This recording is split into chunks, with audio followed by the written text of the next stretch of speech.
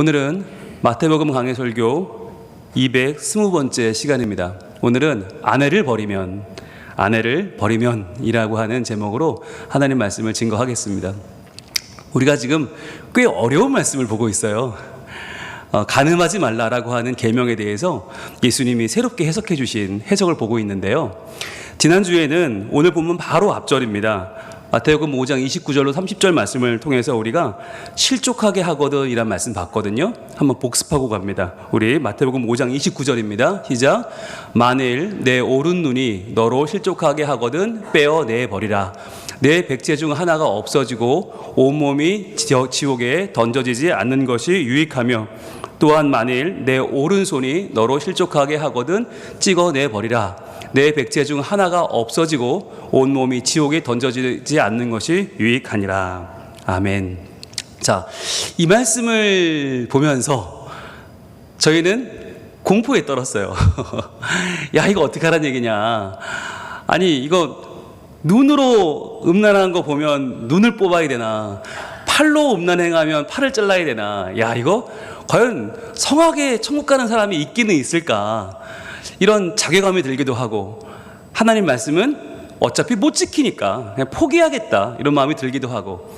여러분, 그런데 이 말씀은 그런 뜻이 아니라고 했죠. 어떤 뜻이라고 했어요? 첫 번째는 꼬리 자르기는 옳은 방법이 아니다라고 했죠. 눈으로 실족했으니 눈 뽑아라, 팔로 음란했으니까 팔 잘라라가 아니다. 왜냐하면 이것은 눈만 봤어요? 오른 눈 혼자 봤어요? 양쪽 눈 다 봤을 거 아니에요? 다 뽑아요? 양쪽 팔 다 잘라요? 그거 아니죠. 왜냐하면 히브리 사고는 연결되어 있다고 그랬죠. 히브리식 사고는 손은 발과 연결되어 있고, 또 입은 귀와 연결되어 있고, 또 눈은 심장과 연결되어 있다라고 했어요. 그래서 꼬리 자르기처럼 그냥 야, 어느 쪽 눈으로 봤어? 그거 잘라, 이럴 수가 없다. 야, 어느 쪽 손으로 건드렸어? 그 손만 잘라라고 할 수가 없다. 히브리 인간과는 인간이 모든 육체와 영혼과 마음과 정서까지 다 하나예요. 그래서 우리는 하나님의 형상인 거예요. 어디만 하나님 닮은 게 아니고 어디는 세상 것이 아니라 온전히 우리는 하나님 자녀다, 하나님 형상이다. 그래서 다 연결되어 있어서 우리는 뽑을 수가 없다. 눈 뽑으면 심장까지 뽑아야 되는데요, 죽으란 얘기죠. 그런 뜻이 아니라고 했죠. 그럼 뭐냐? 두 번째로 실족하게 하는 것이 무엇인지를 바로 알아야 한다고 그랬죠. 본문에는 내 오른 눈이 실족하게 하거든 뽑아라, 내 오른 팔이 실족하게 하거든 잘라라. 그러니까 무엇이 너를 실족하게 했는지 분명하게 알라는 거예요. 무슨 말이냐면, 네 오른 눈이 봐서 너 그렇게 음란한 마음 가졌냐? 네 오른 팔 때문에 간음했냐? 아니라는 거죠. 그렇게 핑계할 수 없다는 것이죠. 우리는 평생 핑계하며 살았어요. 부모 잘못 만나서, 지역이 후져서, 학군이 나빠서, 친구들 때문에 다 핑계하며 살았는데, 하나님은 언제까지 그렇게 핑계할래? 이제는 내 오른 눈도 핑계하고 오른 팔도 핑계할래? 그러면 안 되라고 하는 거죠. 그러면 어떻게 하라는 것입니까? 세 번째로, 실족하게 하는 것은 바로 나 자신이라고 하는 것을 분명히 알라는 거죠. 너 때문에 그런 거야. 네 중심이 망가졌어. 네 중심이 흐트러졌어. 말씀을 떠나고 하나님 섬기지 않으니까 너의 중심이 하나님께 가 있지 않고 나에게 가 있어서 그 욕심 때문에 네가 망가진 거야 라고 하는 것을 분명히 알라는 거죠. 그럼 어떻게 해야 돼요? 회개해야 되는데, 회개는 어떻게 하는 거라고 그랬어요? 우리가 사무엘상 12장 10절 말씀을 통해서 회개가 무엇인지를 지난주에 우리가 배웠습니다. 한번 볼까요? 사무엘상 12장 10절 뭐라고 말씀하시나? 먼저는 백성이 여호와께 부르짖어 이르되 그랬어요. 부르짖었다는 것은 통성기도 했다는 겁니다. 부르다라고 하는 건 기도고, 부르짖는 건 통성기도죠. 자, 백성들이 함께 통성으로 기도하는데 뭐라고 해요? 우리가 여호와를 버리고 바알들과 아스타롯을 섬김으로 범죄하였나이다. 즉, 그러니까 내가 범죄한 내용을, 뭘 잘못했는지를 고백하는 게 회개의 시작이라고 그랬죠. 마냥 잘못했습니다가 아니고, 마냥 죽여주시옵소가 아니고, 뭘 잘못했는지를 정확하게 고백하는 것이 순서다. 자, 그런데 거기서 끝나면 안 되고, 그러하오나 이제 우리를 원수들의 손에서 건져내소서. 자, 하나님의 능력을 의지하는 거죠. 나는 범죄할 수밖에 없는 연약한 인간이고 부족하지만 하나님은 저희를 건질 수 있지 않습니까? 우리 원수들의 손에서 건져주시고, 자, 그리고 마지막 뭘로 가요? 그리하시면 우리가 주를 섬기겠나이다. 다시 한번 예배의 회복으로 가는 거죠. 하나님과의 관계 회복이 우리의 목적이다라고 하는 거예요. 즉 회개는 그냥 잘못했어요가 아니라 내가 무엇을 잘못했고 그러나 하나님이 나를 도우시면 내가 다시 힘을 얻어 하나님을 경외하며 경배하며 살겠습니다 라고 하는 우리의 다짐과 헌신이 회개다라고 하는 걸 지난주에 배웠죠. 자, 그럼 이제 오늘 본문으로 들어가 보겠습니다. 자, 오늘 본문 마태복음 5장 31절 말씀을 같이 한번 읽어봅니다. 마태복음 5장 31절 시작. 또 일러스되 누구든지 아내를 버리려거든 이혼 증서를 줄 것이라 하였으나. 아멘. 자, 여기 보세요. 아내를 버리려거든이에요. 여러분, 이혼 증서는 언제 써주는 겁니까? 이혼할 때 써주는 거죠. 그런데 여러분 여기서 보시면 이혼하려거든이 아니에요. 부부가 갈라서려거든이 아니고 아내를 버리려거든이에요. 왜 그럴까? 예수님이 분명하게 하자는 거예요. 여러분, 이 당시는, 이 고대 사회는 오늘날의 우리 사회와는 완전히 다릅니다. 완전히 달라요. 오늘날에는 남녀가 합의해서 이혼을 합니다. 남녀가 도저히 못 살겠다, 안 맞다, 이혼하는 거 가능해요. 그런데 고대 사회는 그런 게 없어요. 남자가 모든 경제권을 가지고 있고 모든 땅과 재산은 남자에게 상속이 되고 또 남자만 직업을 가질 수 있고 남자만 일을 할 수 있어요. 그러니까 여자는 아예 직업을 가질 수도 없고 일도 할 수 없고 상속도 받을 수 없으니까 어떻게 되겠습니까? 여자는 경제력이 하나도 없는 거예요. 그러니까 여자의 경제력, 경제활동이라고 하는 건 유일하게 결혼밖에 없는데 결혼을 사는 게 여성이 할 수 있는 전부인데 만약에 남자가 이혼하자라고 하는 건 뭐예요? 그건 남자가 여자를 버리는 것이다. 그건 아내를 버리는 거다. 이 말이 여러분 성경에 적혀 있으니까 별로 충격적이지 않잖아요. 그런데 평생 같이 산 남편이 아내를 버린다고 하는 것이 얼마나 여러분 충격적인 말입니까? 그냥 단순히 갈라서는 게 아니에요. 그냥 단순히 각자 길 가는 게 아니라 남편이 아내를 버리는 거다라고 우리 주님은 분명하게 오늘 표현을 하고 계십니다. 자, 그렇다면 율법에는 이혼 증서를 줄 것이라고 했어요. 그거 왜 그랬을까? 한번 볼까요? 신명기 24장 1절인데요. 여기서 말씀하시는 그 율법은 바로 신명기 24장 1절인데 같이 한번 읽어봅니다. 시작. 사람이 아내를 맞이하여 데려온 후에 그에게 수치되는 일이 있음을 발견하고 그를 기뻐하지 아니하면 이혼 증서를 써서 그의 손에 주고 그를 자기 집에서 내보낼 것이요. 아멘. 자, 이 본문이 쓰여지던 신명기 구약 시대는 광야 시대잖아요. 너무너무 오래전이에요. 예수님 시대보다 더 오래전이에요. 그러니까 이 시대에는 이혼 증서라는 개념도 없었어요. 이때는 그냥 남자들이 벌어오면 여자들이 하루 먹고 못 벌어오면 굶는 거예요. 여자들이 할 수 있는 게 없었어요. 자, 그런데 그런 상황에서 남자들이 함부로 아내를 그냥 막 버리는 거예요. 왜? 내 마음에 안 든다고. 그냥 싫다고 나가라고 쫓아내는 거예요. 근데 그렇게 쫓김 당한 여자들은 갈 데가 없어요.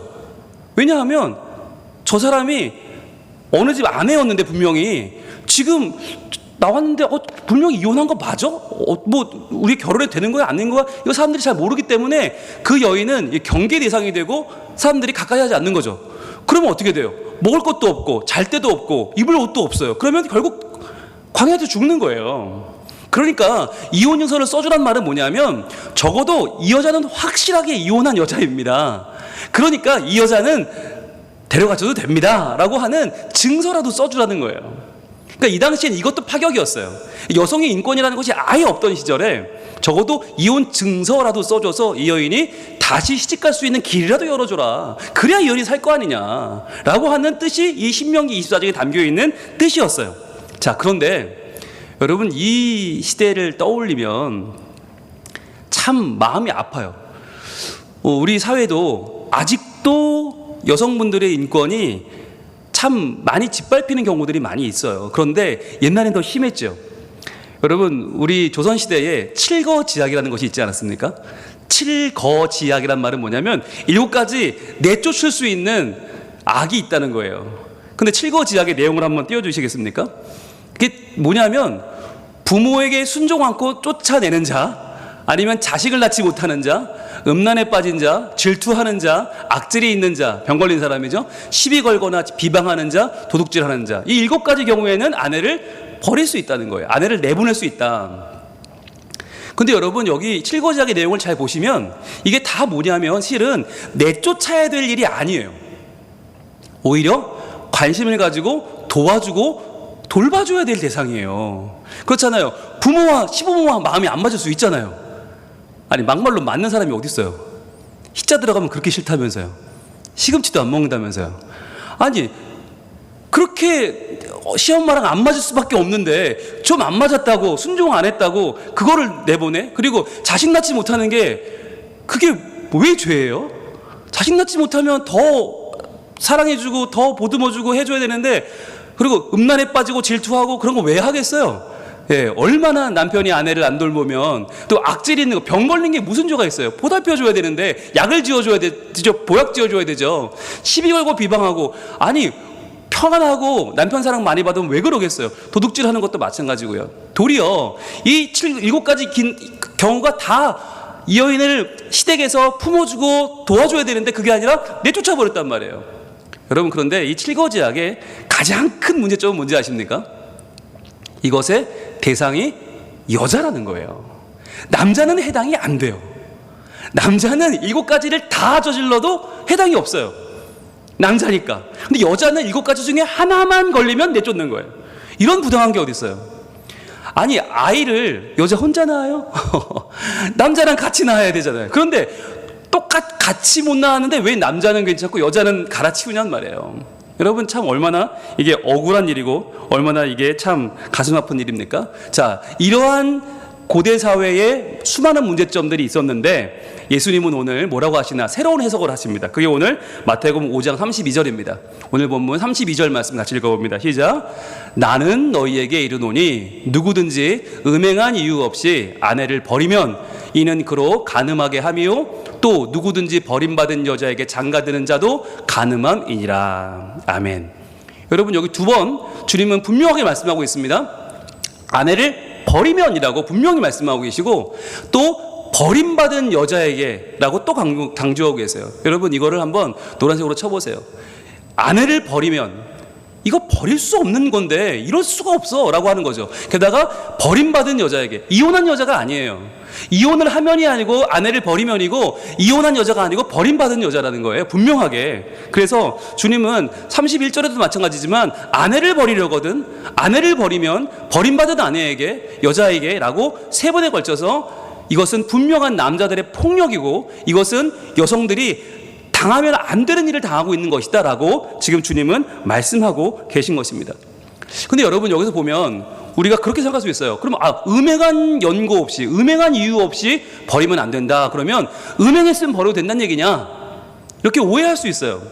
주님이 음행만큼은 이렇게 미워하시는구나. 음행한 여자는 버려야 되는구나. 여러분 이게 무슨 말이냐면 이 당시의 사회를 아셔야 돼요. 이 당시 사회는요 여자들이 음행할 수 있는 삶의 환경이 아니에요. 무슨 얘기냐?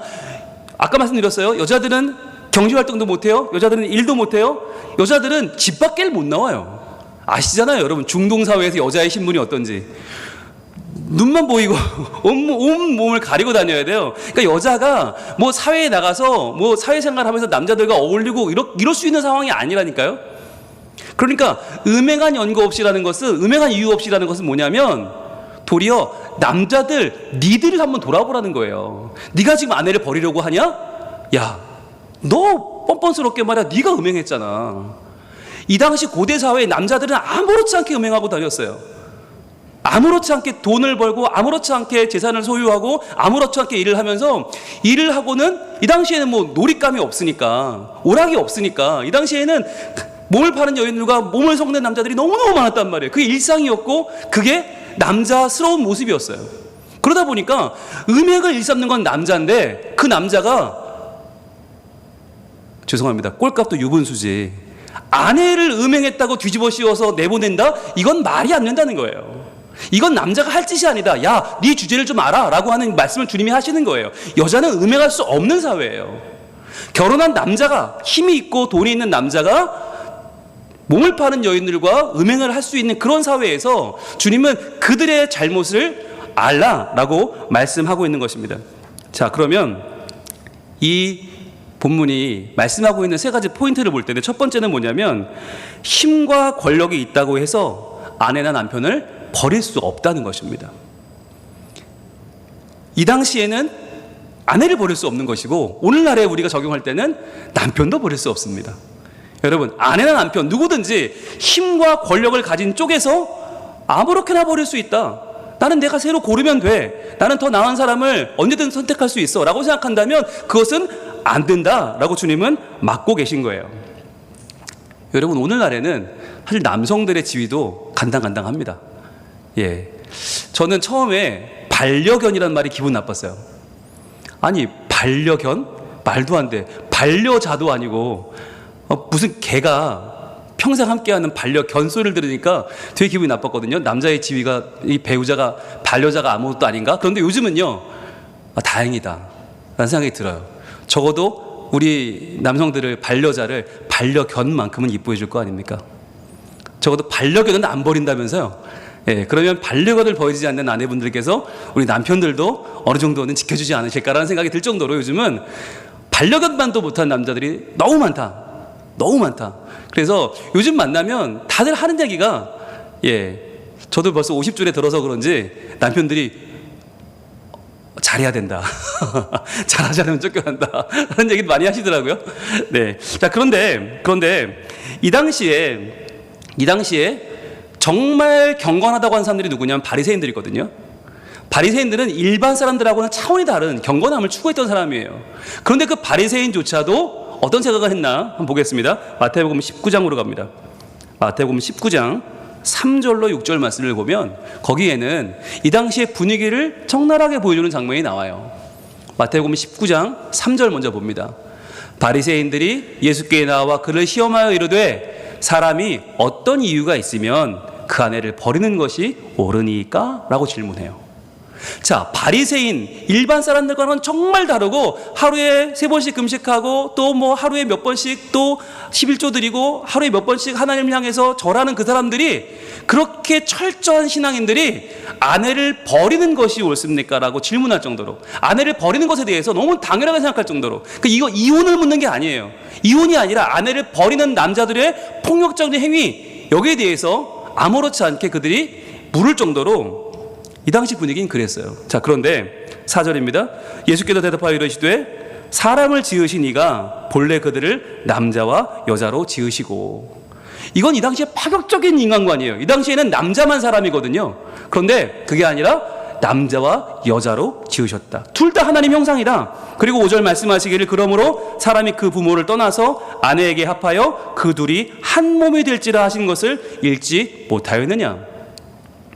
부모를 떠나서 한 몸 되는 것이 결혼의 원칙이죠. 그러면서 6절 그런즉 이제 둘이 아니요 한 몸이니 그러므로 하나님이 짝 지어주신 것을 사람이 나누지 못할지니라 하시니. 자, 여기서 분명히 뭘 강조하고 계십니까? 버릴 수 없다는 거예요. 아내를 버릴 수 없다. 그런데 여러분, 이 말씀에 상처받는 분들이 많아요. 뭐냐면 하나님이 짝 지어주신 것을 사람이 나누지 못한다, 이 말에 상처받는 분들이 많으신데 누가 상처를 받을까요? 네, 이혼하신 분들이 상처를 받고요, 이혼할 것 같은 분들이 상처를 받으세요.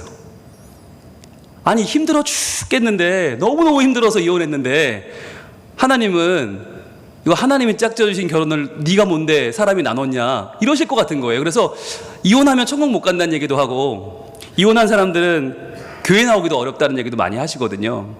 자, 그런데 과연 그럴까요? 이게 과연 왜 이렇게 됐을까요? 여러분, 중요한 게 있어요. 이 말씀은요, 하나님이 이혼한 가정을 몰아시는 게 절대로 아니에요. 하나님이 이혼한 사람을 정죄하시는 분이 아니세요. 왜냐하면 오늘 두 번째 포인트는 뭐냐, 가정이 깨어질 수는 있으나 깨뜨릴 수는 없다는 거예요. 여러분, 이혼을 했다는 게 뭐냐면 깨어진 거예요. 그런데 누군가가 일부러 가정을 깨는 것은 뭐냐, 아내를 버리는 건 뭐냐, 이건 깨뜨리는 거예요.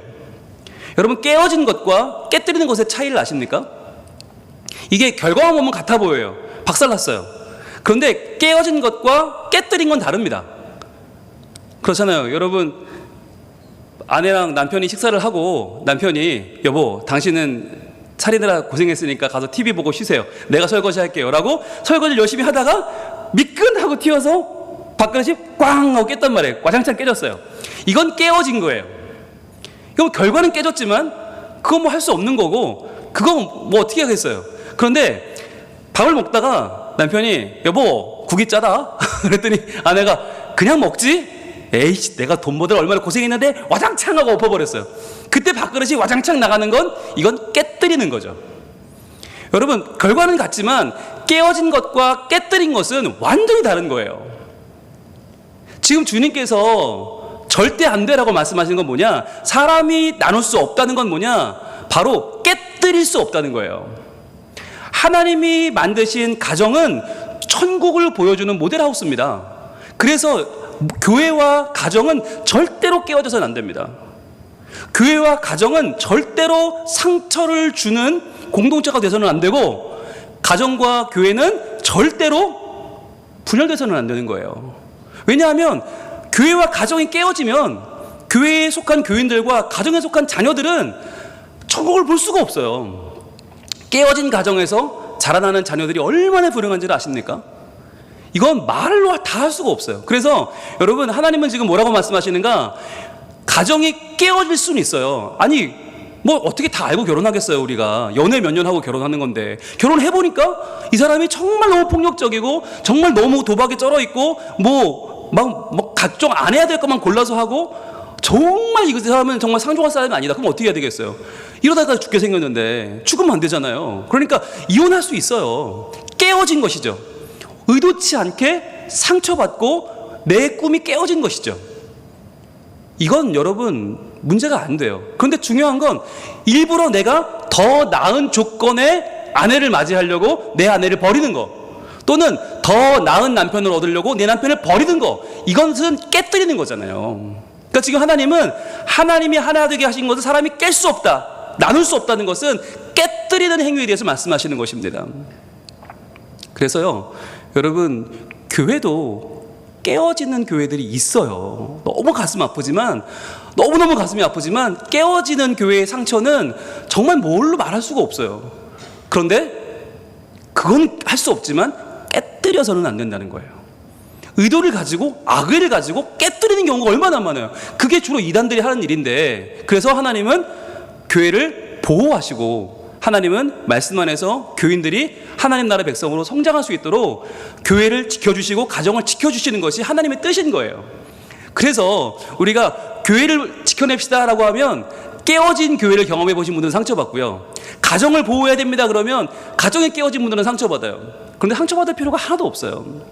하나님은 그분들을 정죄하는 것이 아니라 도리어 소중한 가정과 교회를 지켜내시고 이것을 깨뜨리지 못하도록 하나님이 보호하시는 장치라고 하는 걸 우리는 분명히 기억해야만 할 것입니다. 자, 그리고 이제 마지막으로 세 번째 포인트는 뭐냐면 바로 하나님은 우리에게 깨어지지 않는 믿음의 가정을 만들어 주신다라고 하는 거예요. 하나님은 우리에게 깨어지지 않는 믿음의 가정을 만들어 주신다. 여러분 우리 인생의 가정은 꿈을 가지고 시작하지만 깨어질 수 있습니다. 네, 깨질 수 있어요. 깨질 수 있고 본의 아니게 그 깨어짐 때문에 상처가 온 데서 살 수 있어요. 그러나 하나님은 그러한 사람들까지도 품어주셔서 하나님의 믿음 안에 가정을 만들어 주시는 거예요. 그래서 하나님이 어떤 일을 하시나 우리 같이 봅니다. 시편 68편입니다. 시편 68편 6절에 보면 이런 말씀이 나와 있어요. 시편 68편 6절 말씀을 우리 같이 읽어보도록 합니다. 자, 시작. 하나님이 고독한 자들은 가족과 함께 살게 하시며 갇힌 자들은 이끌어내사 형통하게 하시느니라. 오직 거역하는 자들의 거처는 메마른 땅이로다. 아멘. 여러분 고독한 자들 여기서 말하는 이 고독한 자들 야히드라는 단어인데 원어로 야히드가 뭐냐면 고아와 과부를 말하는 거예요. 고아와 과부 바로 홀로 된 사람들 황량한 사람들 단독적 삶을 살아갈 수밖에 없는 사람들 여러분 이 사람들이 바로 고아와 과부인데 고독한 자들은 기본적으로 가족이 없는 자들이죠. 깨어진 자들입니다. 이들은 사회적으로 경제적으로 완전히 고립된 자들이에요. 일할 수도 없어요. 돈을 벌 수도 없어요. 상속받을 수도 없어요. 희망이라고는 없어요. 시간이 지나면 지날수록 더 비참한 삶을 살 수밖에 없는 사람들이 바로 이 고독한 자들이에요. 자, 그런데 이런 고독한 자들을 하나님은 어떻게 하신다고요? 가족과 함께 살게 하신다는 거예요. 자, 그런데 여기서 고독한데, 아니 고아와 과부인데 가족이 어디 있어요? 없죠. 어떻게 한다는 얘기예요? 여기서 말하는 가족이란 말, 히브리어로 보면 바이트거든요. 바이트. 이 바이트라는 말은 뭐냐면 기본적으로는 집을 말해요. 집 또는 거처를 말하는데 여기에는 그 집에서 함께 사는 가족이라는 의미도 있어요. 그러니까 하나님이 가족과 함께 살게 하신다라는 말은 뭐냐면 잠깐 일시적으로 보호받는 게 아니라 거처에서 하나의 집안에서 함께 먹고 사는 가족 공동체를 만들어 주시겠다는 뜻인 거예요. 가족이 없는데요? 남편이 없는데요? 아버지가 없는데요? 어머니가 없는데요? 그런데도 불구하고 하나님은 그들에게 가족을 만들어 주신다. 함께 살게 하신다. 이것이 뭘까요? 바로 하나님 나라의 믿음 공동체. 바로 하나님을 같이 섬기면서 하나님 안에서 하나님을 경외하면서 그분을 예배하면서 함께 하나님 나라를 만들어가는 우리 믿음의 성도들을 말씀하시는 것입니다. 여러분, 교회 안에는요 깨어진 가정이 너무 많습니다. 너무 많습니다. 그냥 많은 게 아니고요 너무 많습니다. 그게 드러나지 않을 뿐이에요. 어떤 사람들은요 이혼은 안 했지만 이혼과 다름없이 사는 사람들도 많아요. 겉으로는 서류상으로는 부부인데 실제로는 너무나 많이 깨어져서 너무나 많이 신뢰가 무너져서 같이 살 수 없는 분들도 많아요. 그런데 그런 분들이 서류상으로 같이 산다고 해서 그게 과연 부부일까? 그리고 깨어진 삶을 살면서 얼마나 마음 아파하는 분들이 많으시겠어요. 그런데 그런 우리를 하나님은 아신다는 거예요.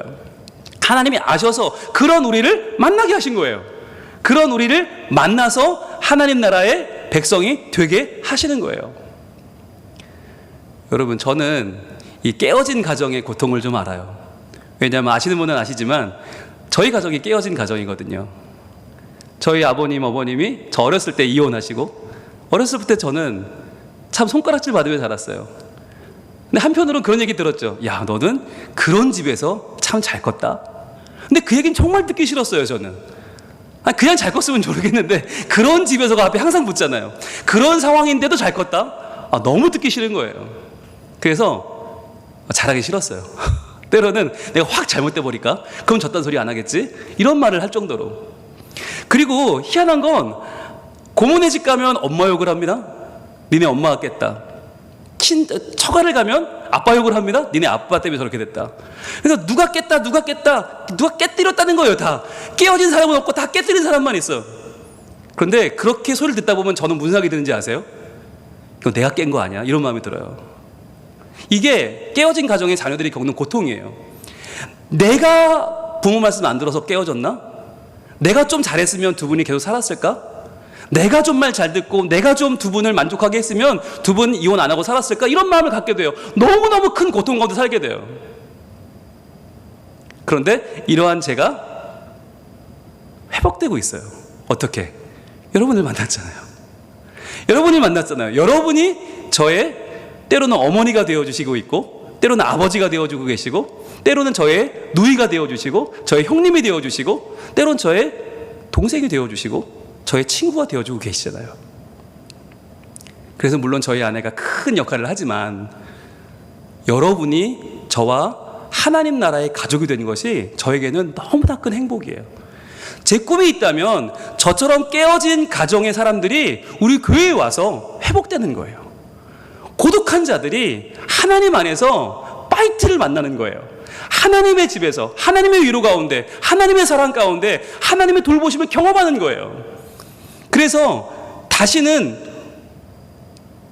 버림받지 않는, 다시는 너 때문에 너희 가정이 깨졌어라고 하는 상처 가운데 살지 않는 하나님 나라의 회복되는 공동체, 하나님 나라에 서로 사랑하며 하나님의 꿈을 꾸는 공동체, 천국 같은 공동체를 만들어가고 싶은 그 꿈을 하나님 우리에게 주시는 줄 믿습니다. 여러분, 우리는요 아무리 멀쩡해도 자신하면 안 돼요. 왜냐하면 오늘 괜찮아도 내일 문제 생길 수 있고요, 모레 우리는 깨어질 수 있어요. 자만하면 안 돼요. 어떻게 해야 됩니까?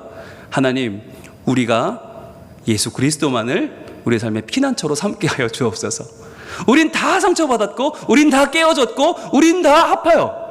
이걸 간신히 우리가 이어붙여 살 뿐이지, 조금만 흔들리면 이 상처는 드러날 수밖에 없고, 조금만 위기를 만나면 이 아픔은 드러날 수밖에 없고, 이 상처를 건드리면 우리는 터질 수밖에 없어요. 너무나 약한 인생, 너무나 연약한 우리 인생을 오직 예수 그리스도의 보혈의 공로로만 우리는 치유받을 수 있고, 나을 수 있고, 우리는 회복될 수 있는 줄 믿습니다.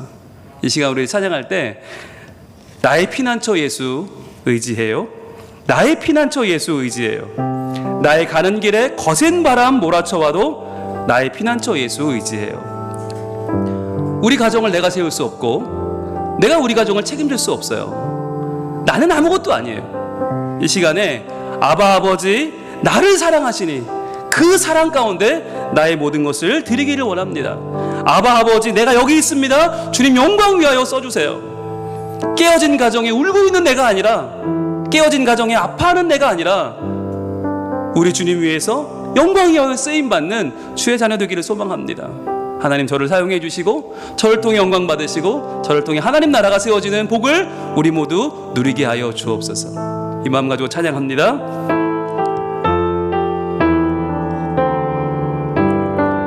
나의 피난처 예수, 나의 피난처 예수 의지해요. 나의 피난처 예수 의지해요. 나의 가는 길에 거센 바람 몰아쳐와도 나의 피난처 예수 의지해요. 나는 영원히 주님만 사랑합니다.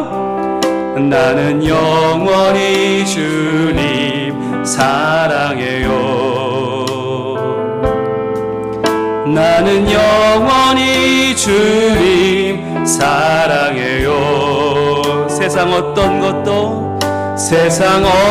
것도 나의 말 끊을 수 없네. 나는 영원히 주님 사랑해요. 아바 아버지,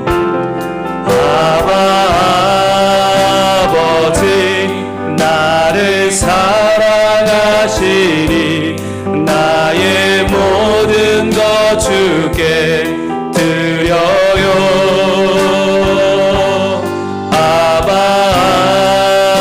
아버지, 내가 여기 있으니 주님 영광 위하여 써주세요. 시간 기도하겠습니다. 하나님, 우리의 깨어진 마음을 주님께 내어드립니다. 이 깨어진 상처를 우리는 어찌할 수가 없습니다. 나는 우리 가정을 지켜낼 자신도 없고 그럴 주제도 못 됩니다. 그러나 나의 피난처 예수님만 우리 가정의 참 주인이시오, 우리 부부의 하나 되게 하는 힘이요, 내 자녀를 지켜내는 울타리인 줄로 믿습니다. 나의 피난처 예수님, 우리 가정을 지켜주시고 우리 교회를 지켜주시고, 하나님이여, 내가 하나님의 사람으로 온전히 설 수 있도록 하나님 나에게 다시 한번 피난처가 되어 주시옵소서. 기도하겠습니다. 아버지 하나님, 우리의 깨어진 모습을 고백합니다. 아버지 하나님, 우리는 상처받았고 우리는 아프고 우리는 서로를 버리며 나 하나 살겠다고 발버둥을 치고 있는 연약한 인생입니다. 그러나 이러한 나를 위해 예수님 십자가에 죽으셨고 예수님께서 다시 부활하셔서 나를 죄에서 하나님의 백성, 하나님의 사람으로 나를 건지셨고 그 함 가운데 나를 빛으로 옮겨주셨습니다. 아버지 하나님, 나를 다시 살리신 예수 그리스도의 능력을 찬양합니다. 오직 예수님만 고독한 나를 하나님의 가족으로 품어주시고 하나님의 자녀 되게 하시고 아바 아버지 주의 이름을 부르는 자로 삼아주십니다. 아버지 하나님, 이 힘들고 어려운 우리의 삶 가운데에서 하나님만을 부르며 하나님만을 의지하는 저희들을 다시 한번 일으켜 주시옵소서.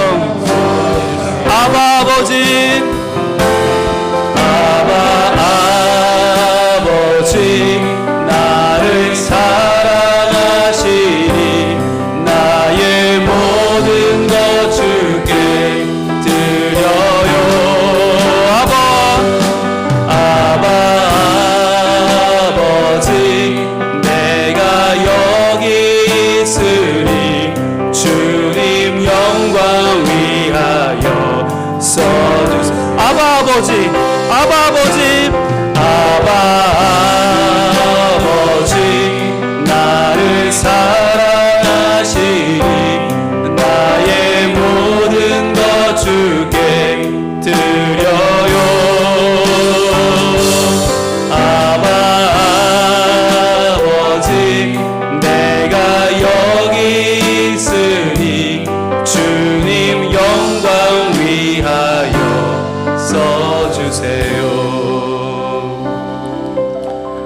하나님, 우리는 모두 깨어진 심령들입니다.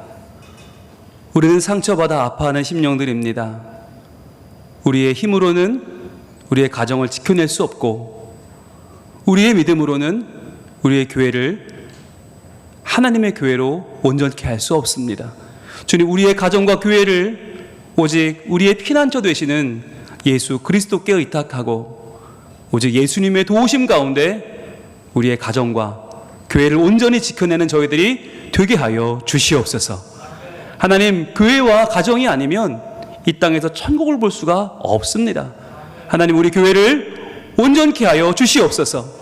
우리 가정을 지켜 주시옵소서. 그리하여 우리 다음 세대가 부모님들을 보며 결혼의 소망을 갖게 하시고 부부의 꿈을 꾸게 하시고 온전한 믿음의 가정을 이루는 복 있는 다음 세대들이 다 될 수 있도록 인도하여 주시옵소서.